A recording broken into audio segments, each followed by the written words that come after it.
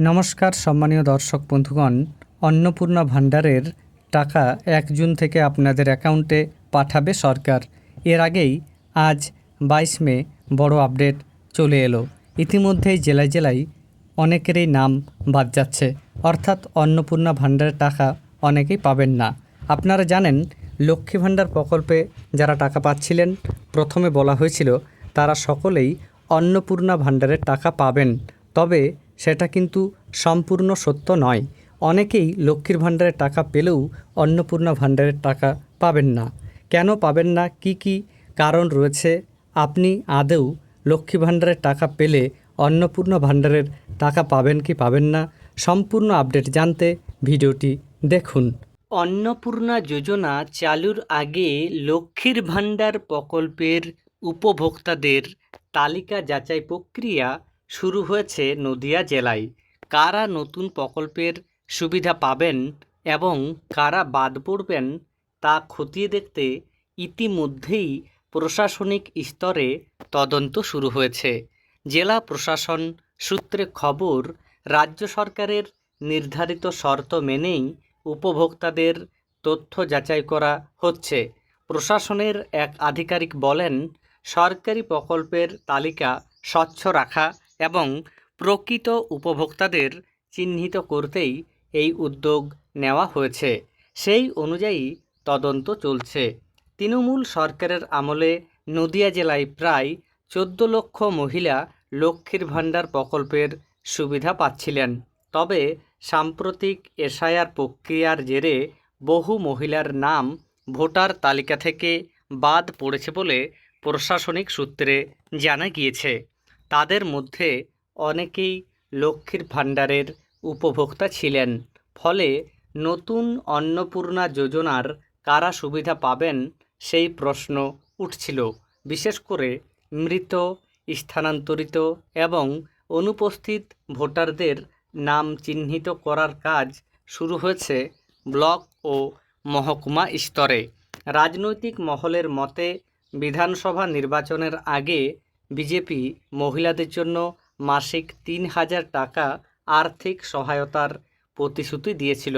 ক্ষমতায় আসার পর সেই প্রতিশ্রুতি পূরণ করতেই অন্নপূর্ণা যোজনা চালুর ঘোষণা করা হয়েছে।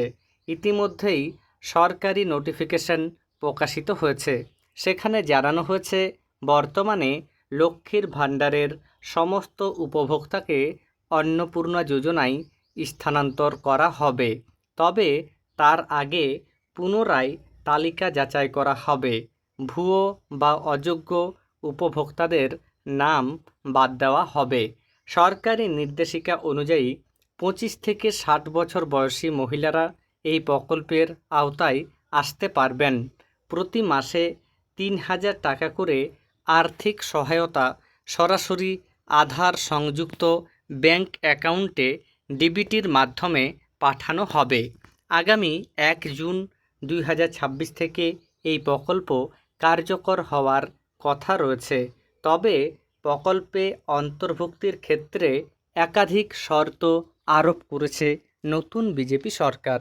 সরকারি চাকরিজীবী, পেনশনভোগী, সরকারি সংস্থা, পঞ্চায়েত, পুরসভা বা সরকারি পোষিত শিক্ষা প্রতিষ্ঠানের শিক্ষক ও শিক্ষাকর্মীরা এই সুবিধা পাবেন না। তাহলে বুঝতে পারছেন, নতুন করে যারা আবেদন করবেন বা ইতিমধ্যেই যারা লক্ষ্মীর ভাণ্ডার পাচ্ছিলেন, তারা যদি এই নিয়মগুলি মানেন তাহলেই টাকা পাবেন। একই সঙ্গে আয়কর দাতারাও এই প্রকল্পের বাইরে থাকবেন। প্রশাসনের দাবি, প্রকৃত আর্থিকভাবে পিছিয়ে থাকা মহিলাদের কাছে সুবিধা পৌঁছে দিতেই এই বাছাই প্রক্রিয়া চালানো হচ্ছে। সরকারি নোটিফিকেশনে আরও উল্লেখ করা হয়েছে, মৃত, স্থানান্তরিত, এসআইআর চলাকালীন অনুপস্থিত ভোটার হিসাবে চিহ্নিত কিংবা খসড়া তালিকা প্রকাশের পর বাদ পড়া উপভোক্তাদের নতুন প্রকল্পের আওতায় আনা হবে না। ট্রাইব্যুনালে বাদ পড়া এবং মৃত হিসাবে চিহ্নিতদেরও তালিকা থেকে বাদ দেওয়া হবে।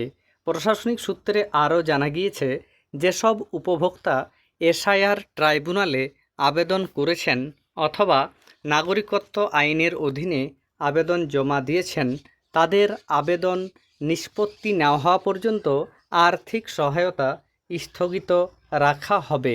ফলে উপভোক্তাদের তথ্য যাচাইয়ের ক্ষেত্রে ভোটার তালিকা, আধার তথ্য এবং প্রশাসনিক নথি মিলিয়ে দেখা হচ্ছে।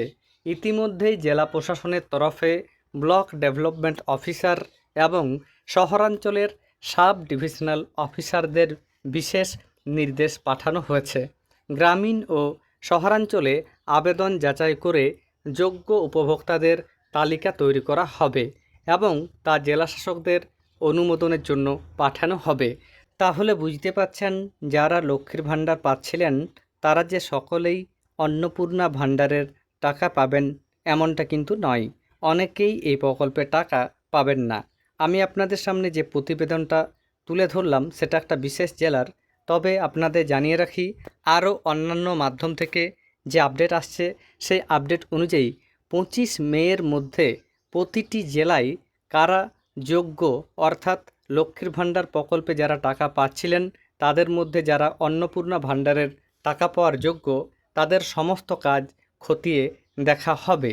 25 মে সমস্ত তথ্য দেখার পর ফাইনাল তারা সেটা করবেন এবং সেই অনুযায়ী 1 তারিখ থেকে অর্থাৎ 1 জুন থেকে আপনাদের অ্যাকাউন্টে লক্ষ্মীর ভাণ্ডারের পরিবর্তে অন্নপূর্ণা ভাণ্ডারের 3000 টাকা করে টাকা পাঠানো হবে। ধন্যবাদ।